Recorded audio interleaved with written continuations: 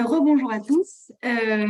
Aujourd'hui, donc pour le live pitch, on va parler du développement de l'observatoire sur le territoire donc de l'Eurométropole de Strasbourg avec le développement donc du parc de microcapteurs. C'est Eric qui va commencer la présentation, qui va vous parler pour sa part donc de l'implantation des capteurs et de toute la stratégie qu'il y a derrière. Et puis ensuite, Maxime prendra la parole pour vous parler de la modélisation qui est faite à partir de la technologie. Voilà, Eric, je te laisse la parole. Et puis, la discussion, les questions-réponses sont ouvertes. Donc, si vous avez des questions, n'hésitez pas à les mettre dans cette partie questions-réponses et on y répondra à la fin de la présentation. Merci. Merci Lola. Alors bonjour à toutes et à tous. Alors je m'appelle Eric Herbert, je suis ingénieur études à Atmo Grand Est depuis un peu plus de 20 ans. Donc on va vous présenter aujourd'hui avec Maxime une étude que nous menons conjointement avec les services de l'Eurométropole de Strasbourg, comme l'a dit Lola, pour un renforcement de l'Observatoire de la qualité de l'air via l'intégration de systèmes capteurs que l'on appelle plus communément des microcapteurs de qualité de l'air. Alors, c'est une étude qui est en cours de réalisation. Donc, aujourd'hui, on va vous présenter un état d'avancement de l'étude et on pourra vous faire une restitution complète au courant du premier semestre 2024.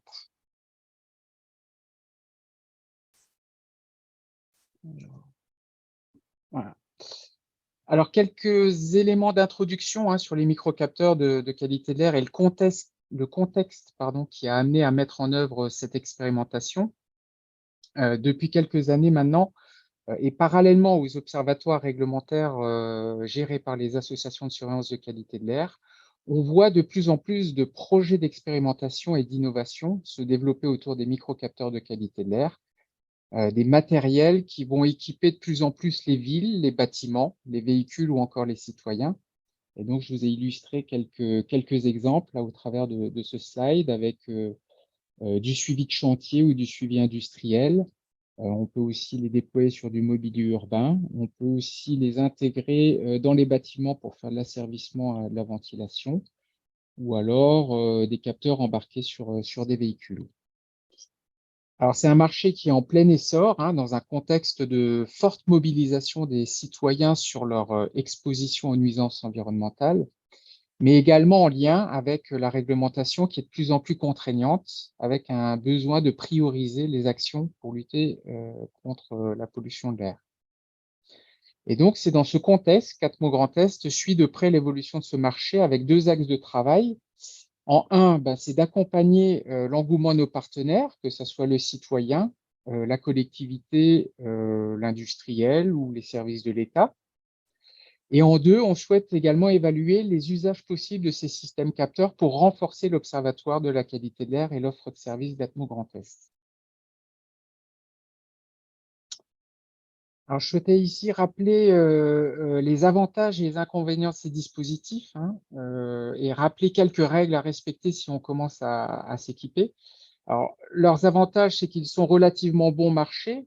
Attention tout de même aux coûts de fonctionnement liés entre autres au remplacement des cellules ou aux abonnements aux interfaces. Ils sont généralement peu encombrants et simples d'utilisation.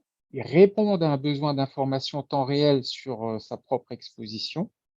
Ils s'adressent à un large public, alors que ce soit le particulier, mais également les professionnels.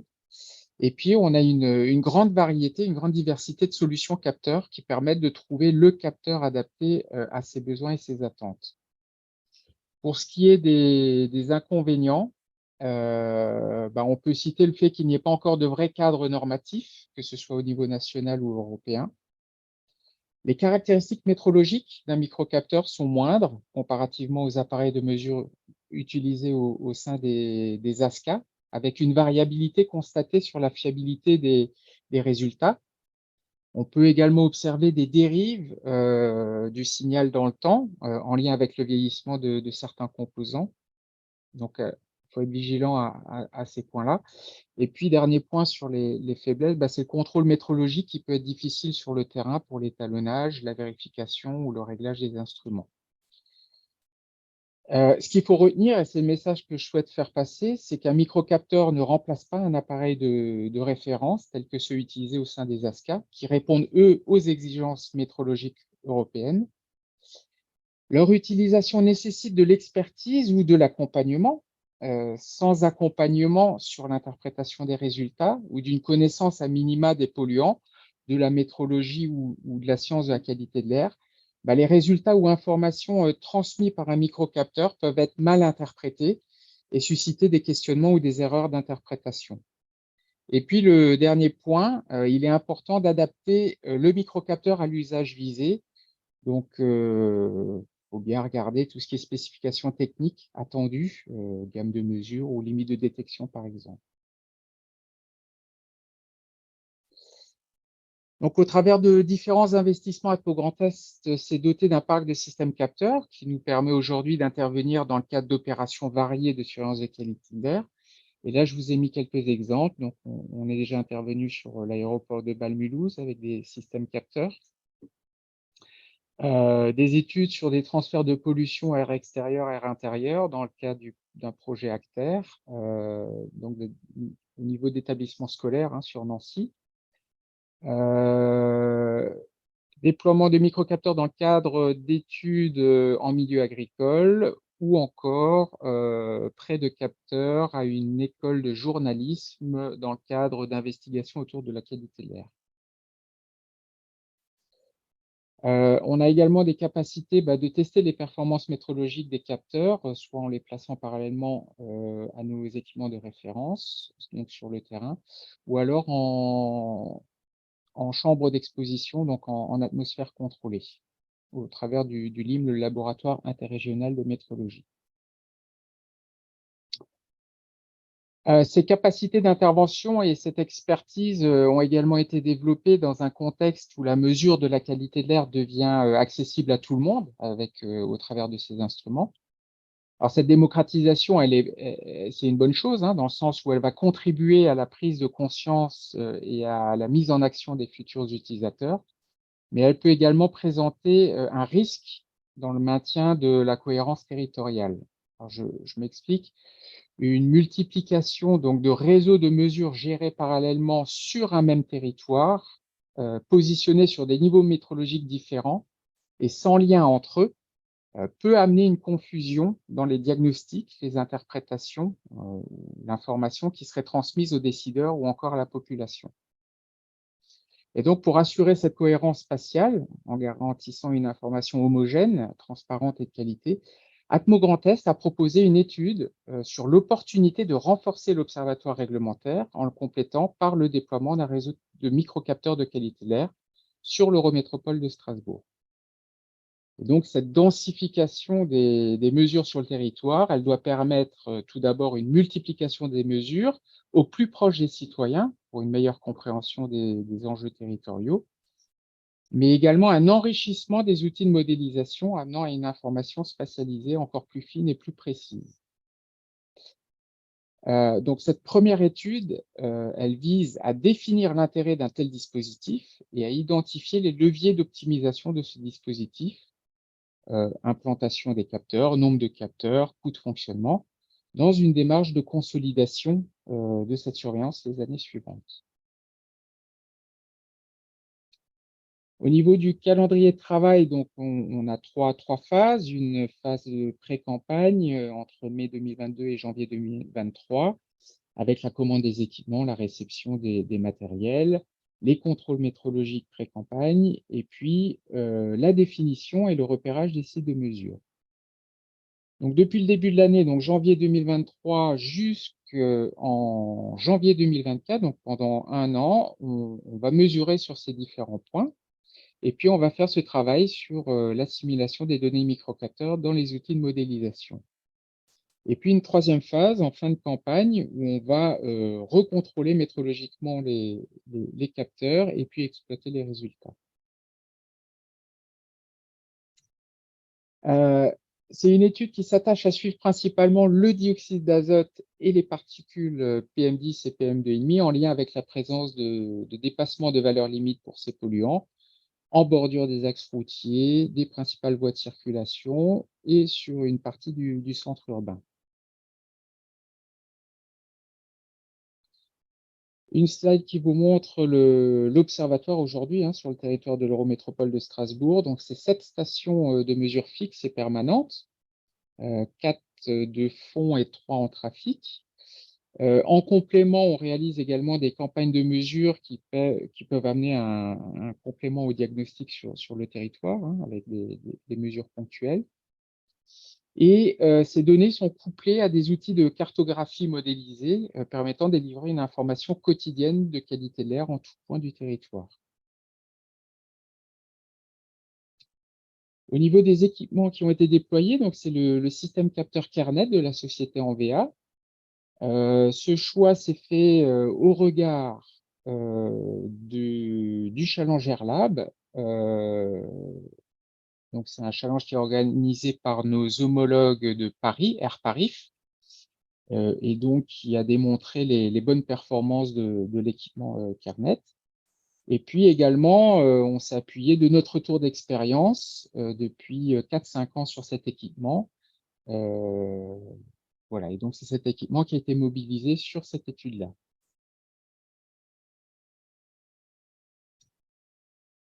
Le choix des sites de mesure, c'est pas fait de manière aléatoire, il y a eu une réflexion sur le sujet. Donc c'est l'unité modélisation d'Atmo Grand Est qui a travaillé sur le sujet, et donc il a déployé une méthode de clustering. Donc c'est une méthode d'apprentissage automatique qui consiste à regrouper des points de données par similarité ou par distance. Donc pour parler très simplement, donc c'est une approche incrémentale qui a été opérée avec la carte de gauche. Donc on imagine placer les points équidistants les uns des autres sur le territoire. C'est une première approche un peu simplifiée. Au milieu, c'est une approche où on va rajouter une couche qui sont sur des similarités dans les dynamiques de concentration. Et là, on voit que ressort fortement l'autoroute A35 qui devient un cluster. Donc là, on intègre à la fois la notion de distance et de similarité dans les concentrations. Et la troisième carte, donc, qui est la carte sur laquelle on a travaillé au final pour l'implantation des capteurs, on va ajouter un point un petit peu plus important sur les notions de similarité dans les concentrations. Et là, on voit toujours l'autoroute qui ressort bien, et on a également le centre de Strasbourg qui devient également un cluster à lui.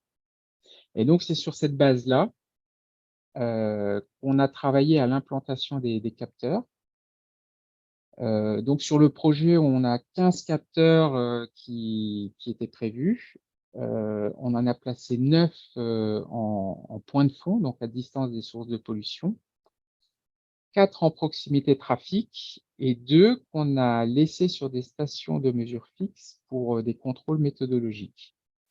Donc par rapport à la carte que je vous ai montrée avant, on a un petit peu renforcé quand même le dispositif dans le centre de Strasbourg, en se disant qu'il pouvait y avoir une variabilité un petit peu plus importante, et en se disant qu'en périphérie, on peut avoir peut-être des comportements un peu plus homogènes.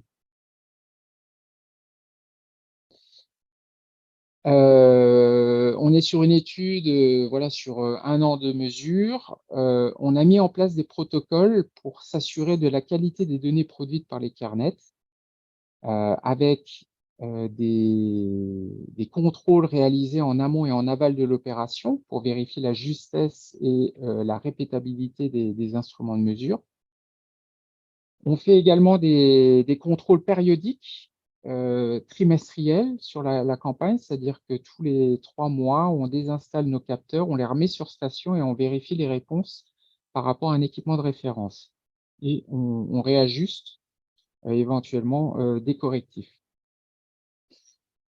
Troisième point, comme je vous l'ai montré avant, on garde en parallèle 2 équipements Kernet sur station pour vérifier s'il peut y avoir des dérives méthodologiques. Et puis, quatrième point, comme ce qu'on peut réaliser pour l'observatoire réglementaire, en fait, on a des techniciens qui quotidiennement vont valider les données qui sont produites par le réseau de mesure Kernet. Et on a également une expertise qui est prévue en fin d'exercice pour vérifier ce qui a été produit par le dispositif. Donc, toutes ces données produites, elles vont être utilisées pour assimiler ça en modélisation. Et je vais laisser la parole à Maxime qui va vous parler un petit peu du travail qui a été réalisé sur le sujet. Donc, bonjour à tous. Donc, tout d'abord, je vais vous parler de qu'est-ce que la modélisation. Donc, un modèle, c'est une représentation simplifiée de la réalité qui est utilisée pour mieux comprendre les situations réelles. Donc, vous avez par exemple en haut à droite la carte des moyennes annuelles en NO2 en 2021. Et donc, Atmo Grand S utilise ces modèles, donc c'est des outils numériques de calcul qui sont utilisés pour reproduire des phénomènes physico-chimiques de l'atmosphère. Donc, à quoi vont servir ces modèles? Ils vont servir à diagnostiquer la qualité de l'air en tout point du territoire, à prévoir la qualité de l'air au quotidien ou en situation post-accidentelle, ou encore à scénariser différents scénarios, par exemple la construction d'une école pour savoir comment sera la qualité de l'air à ce niveau-là en fonction de la hauteur des bâtiments. Tu peux passer, Eric. Voilà. Et donc, comment fonctionne un modèle? Ce qu'il faut comprendre, c'est que la modélisation a besoin de la mesure pour fonctionner. C'est complémentaire. La mesure va nous permettre, en données d'entrée, on va mettre donc des émissions de la météo, de la topographie, de l'occupation du sol et des mesures. Donc, la mesure nous sert vraiment à entraîner nos modèles, mais elle va nous permettre ensuite de vérifier nos modèles et d'apporter des modifications en cas de problème. Donc, c'est vraiment complémentaire. Ensuite, le modèle, du coup, va avoir différents calculs à l'intérieur. En fonction des modèles, ces calculs peuvent être différents. Il va y avoir des calculs de chimie de l'atmosphère ou de dispersion atmosphérique.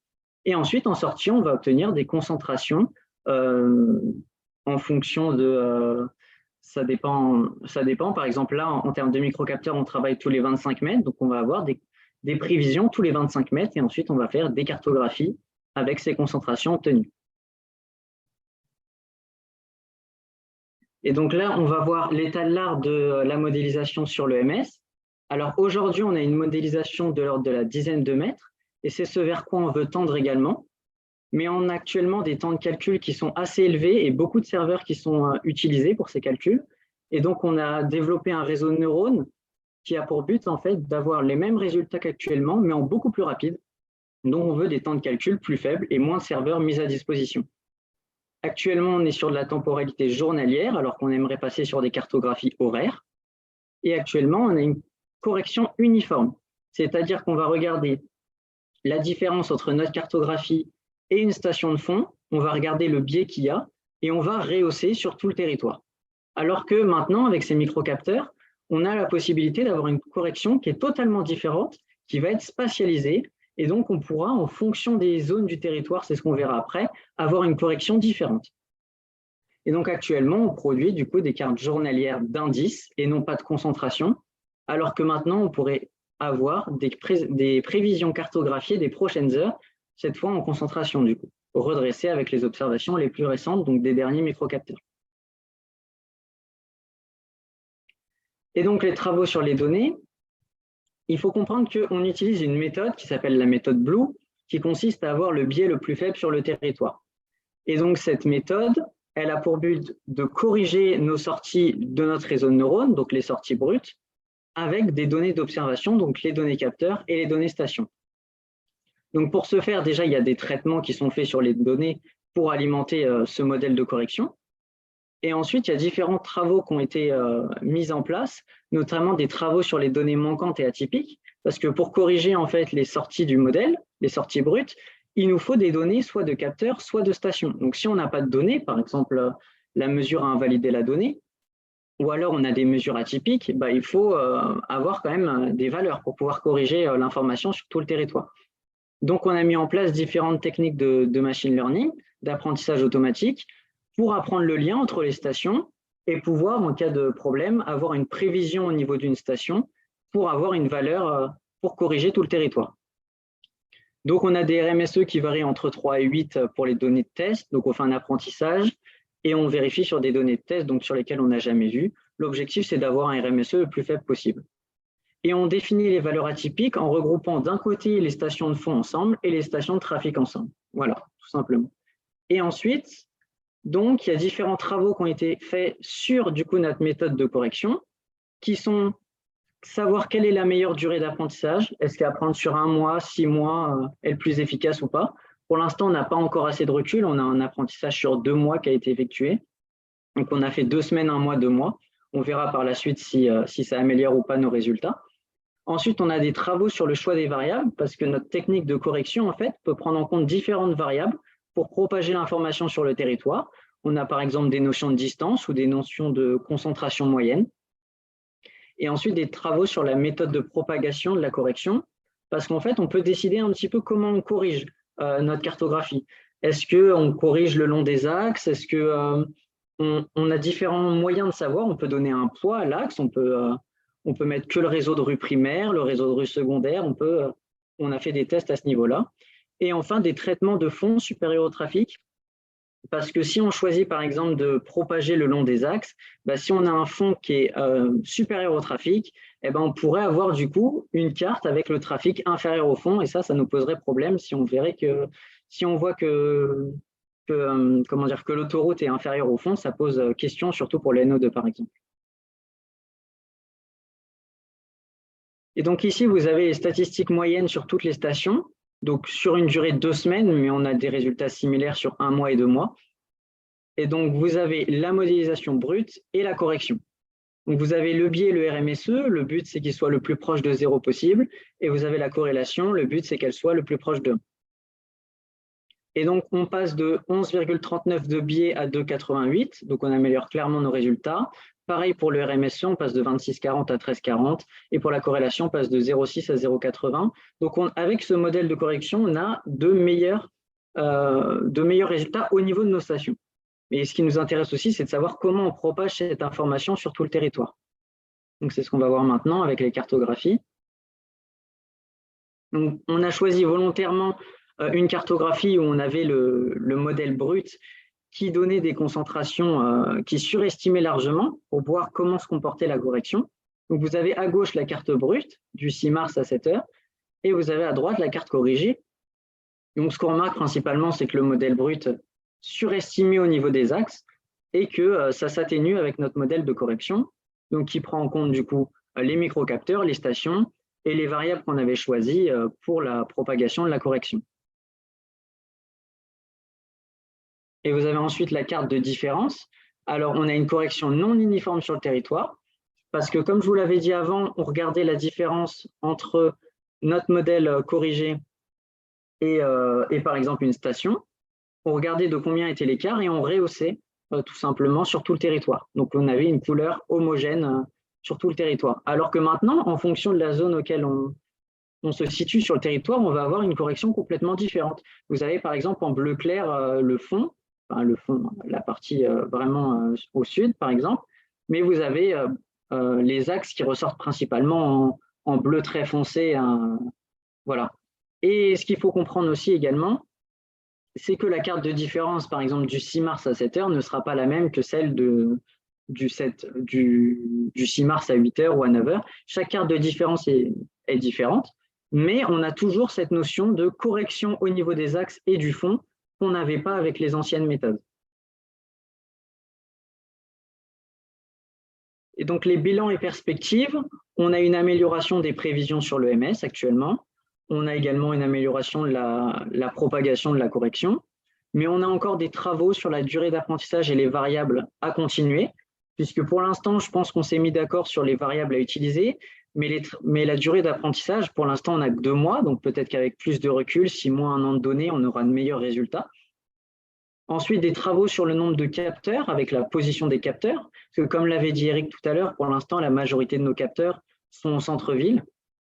Et sur certaines cartes, on peut se rendre compte des fois qu'il y a des zones qui sont un peu moins bien corrigées, donc peut-être bouger certains capteurs ou se rendre compte que certains capteurs n'améliorent pas les résultats et du coup peut-être les enlever pour alléger le coût de l'étude.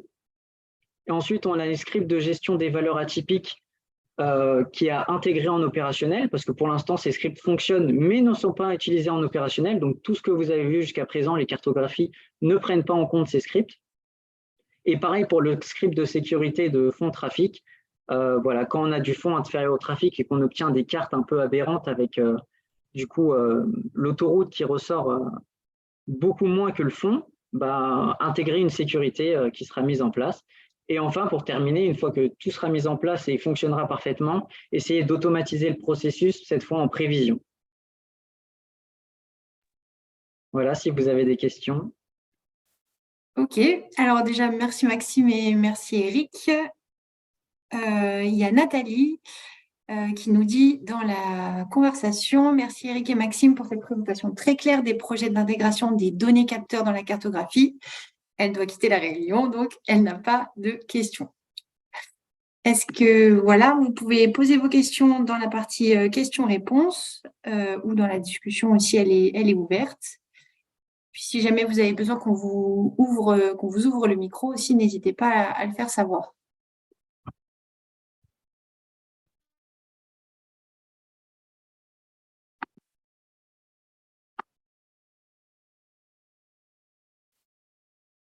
Bon, pour le moment, il n'y a pas de questions qui arrivent. Jacqueline nous dit merci, c'était clair. Apparemment.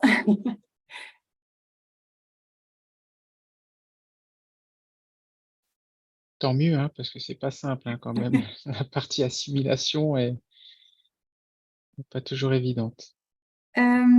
Mélodie a une question. Elle nous demande si c'est prévu de faire la même chose dans d'autres agglomérations. Bah là, c'est déjà une première expérimentation sur Strasbourg. On va déjà voir, c'est une étude d'opportunité, hein, donc c'est déjà de regarder s'il y a un intérêt en termes d'assimilation. Est-ce que ça vient enrichir aujourd'hui l'observatoire ou pas? À quel coût également, hein, parce que voilà, déployer 5 capteurs, 10 capteurs ou 15 capteurs, bon, il y a de l'investissement, il y a des coûts de fonctionnement. Donc, il faut mettre ça aussi en lien avec les coûts de cette surveillance complémentaire. Pour l'instant, c'est fait sur Strasbourg. On verra à la fin les résultats de l'étude. Après, ça pourra peut-être donner des idées sur d'autres territoires, mais pour l'instant, c'est sur Strasbourg. D'accord. On a une question de Jean qui nous dit bonjour. Les corrections sont-elles appliquées par rapport au clustering qui a été effectué ou par une autre méthode? Alors, les corrections, comme j'ai dit, hein, on fait des contrôles métrologiques en amont, en aval. On fait aussi des contrôles trimestriellement. En fait, avant tout déploiement d'un système capteur sur le terrain, donc on fait ce parallèle avec la station pendant 2-3 semaines minimum. On regarde la corrélation et on corrige en fait de cette droite de régression. Et on applique ce correctif au système capteur. Et comme ce correctif, on ne sait pas s'il tient dans le temps, on préfère revenir tous les 3 mois, revérifier et recorriger. Merci. Patrice nous demande, pour un particulier, quel coût global pour une station basique et quel ensemble matériel nécessaire?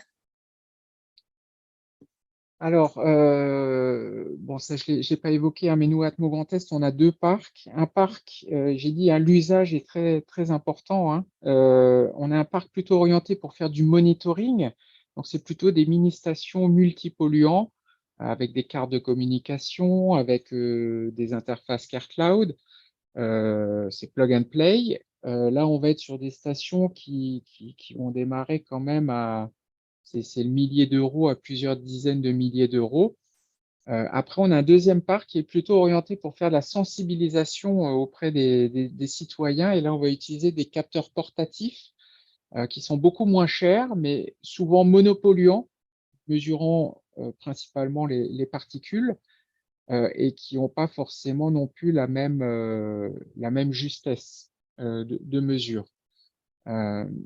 Donc, tout dépend de l'usage qu'on veut en faire. Si, bon, ce qu'on n'a pas montré hein, aussi aujourd'hui, quand j'ai parlé aussi d'accompagnement ou d'expertise sur les données, et j'ai bien dit aussi, c'est pas un équipement de référence. Donc, ça veut dire que nous, dans les mesures produites par un Carnet, aujourd'hui, on peut voir des biais à certains moments qu'il va falloir identifier et éventuellement invalider. Donc, il faut faire très attention hein, à la métrologie hein, sur ces capteurs-là et à l'usage qu'on veut en faire. Mais aujourd'hui, pour un particulier, oui, si on veut une station comme un Carnet, il faut compter plusieurs milliers d'euros. On a aussi une question donc dans la question-réponse. Alors, je ne sais pas comment lire cet acronyme, c'est l'ADEP va lancer la mesure de la qualité de l'air avec des capteurs Airbin 3 sur l'Alsace centrale. Pourra-t-on bénéficier des résultats de l'EMS? De toute façon, toute production faite par Atmo Grand Est est publique, donc il y aura un livrable en fin d'exercice. Donc la campagne, j'ai dit, c'était jusqu'en janvier 2024 avec le temps de travail sur la donnée. Donc on va être sur une fin premier semestre 2024. Il y aura un rapport produit sur cette étude-là. Voilà, je sais pas comment répondre autrement. Il y aura un livrable, oui, sur la campagne, sur cette assimilation en modélisation.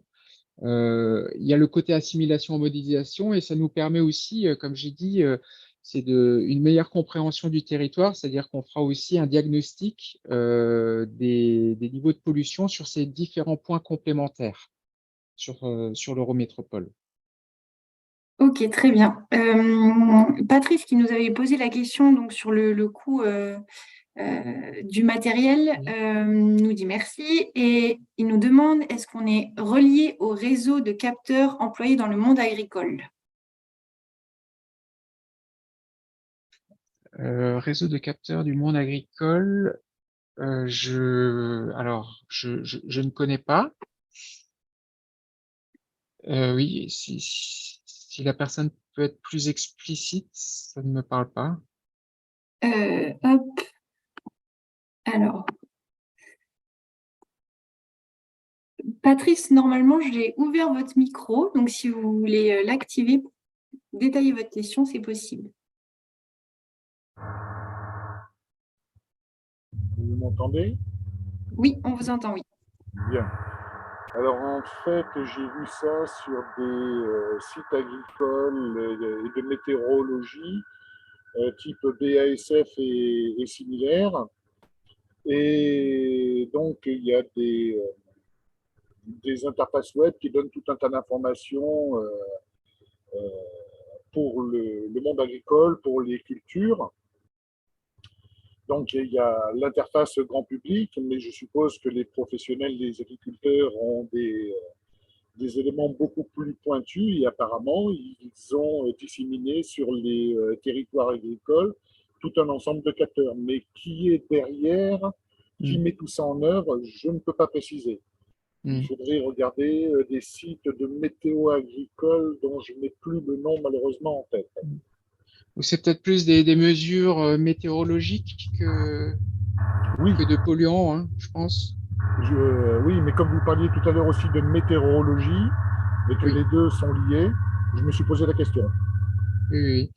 Alors, il n'y a pas de lien avec ce réseau-là.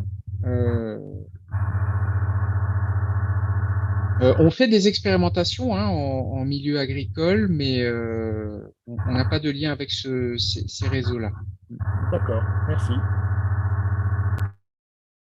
Ensuite, on avait Jean donc, qui avait posé la question sur la correction des modèles, qui dit, question plutôt pour Maxime, je faisais référence à la propagation de la correction sur le modèle pour prendre en compte la correction selon les axes. Est-ce propagé vis-à-vis du clustering ou est-ce qu'il y a d'autres méthodes comme du crickage ou autre? Alors, le clustering, ça permettait juste de savoir en fait où est-ce qu'on allait placer les microcapteurs. On n'utilise pas le clustering pour corriger les cartes. On avait fait du crigeage en dérive externe en prenant en compte, on avait pris en compte les concentrations moyennes annuelles, on avait pris en compte les émissions, mais ça donnait des tâches sur le territoire, c'était pas terrible. Donc là, ce qu'on utilise, c'est la méthode Blue Dioda qui a été créée par l'École centrale de Lyon. Et voilà, c'est avec une méthode Blue qu'on corrige. Et si ça vous intéresse, on utilise pour l'instant les 3 variables qui ont été sélectionnées. C'est la corrélation entre les points, les concentrations moyennes au niveau des points et la distance. C'est ce qu'on garde. Après, pour la correction au niveau des axes, il y a d'autres variables qui sont prises en compte qui peuvent permettre de vraiment corriger vraiment le long des axes. mais ça rendait des cartes un peu atypiques avec un réseau de rues secondaire, donc on ne les a pas gardées.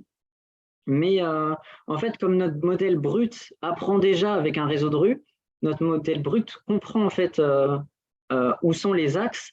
Et donc, comme on apprend en fonction de corrélation et de concentration moyenne, le modèle corrigé, comme il a appris sur le brut, sait exactement où sont les axes et peut propager à ce niveau-là, sans prendre en compte des variables type distance en fonction des axes qu'on a enlevés du coup. Voilà. D'accord, merci Maxime. Et du coup, la personne qui avait posé la question sur l'accessibilité des résultats précise sa pensée et nous dit pourra-t-on bénéficier de toute bonne idée dans la phase de lancement? Et la question n'est pas complète, Eric. Je ne sais pas si tu la vois dans les questions-réponses, si jamais tu veux la lire. Mais j'imagine que c'est car on est preneur de toute bonne idée.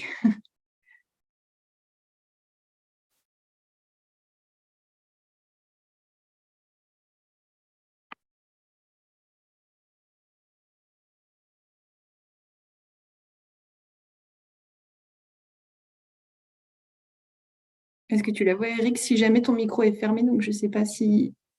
Excusez-moi, j'étais en train de parler, mais en fait, sur le secteur de Châtenois, on est sur une opération plutôt à visée de sensibilisation des citoyens qui est quand même très différente de ce qu'on fait aujourd'hui sur Strasbourg, où là, on fait vraiment du diagnostic sur le territoire avec l'assimilation en modélisation. Comme j'ai dit, hein, ça dépend vraiment des usages. On n'est pas sur le même type d'équipement là sur le secteur de Châtenois qu'à Strasbourg, en lien avec les attentes et besoins qui sont pas du tout les mêmes. Donc, je sais pas comment répondre. Voilà, hein, il y a cette expérience sur Strasbourg, bien sûr qu'on peut, on peut partager. Hein, il y a pas, c'est ce qu'on fait aujourd'hui, c'est ce qu'on fera certainement en fin d'exercice aussi avec le grand public. Voilà. Ok, merci Eric. Est-ce qu'il y a d'autres questions avant qu'on termine? Je crois que tout ce qui a été mis dans la discussion et dans les questions-réponses a trouvé une réponse. Je crois que c'est bon. Merci beaucoup en tout cas d'abord à Maxime et à Eric d'avoir accepté de faire cette présentation et puis à tous les participants pour l'avoir suivi. On espère avoir du coup répondu à toutes vos questions. Juste vérifier que ce soit bon. Oui, c'est tout bon. Écoutez, je vais terminer du coup le webinaire, sauf si vous voulez rajouter quelque chose, Maxime et Eric. Non, merci de nous avoir écoutés et à disposition au besoin. Voilà, on vous souhaite du coup une bonne après-midi à tous et puis on vous donne rendez-vous au prochain live pitch. Merci. Merci.